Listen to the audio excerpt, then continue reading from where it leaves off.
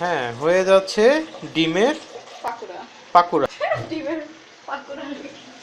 আচ্ছা, এখানে দেখতে পাচ্ছেন আপনারা রান্না হচ্ছে ডিমের পাকুড়া, তেলের মধ্যে ভাজা হচ্ছে। এছাড়াও এখানে গুলিয়ে নেওয়া হয়েছে সর্বফার্স্ট, কিছু বেসন দেওয়া হয়েছে, কিছু দেওয়া হয়েছে ডিম, এরপরে চিনে না কিছু কি জিনিস, এবং লাস্ট অফ অল দেখতে পাচ্ছেন আপনারা হয়ে গেছে এই জিনিস।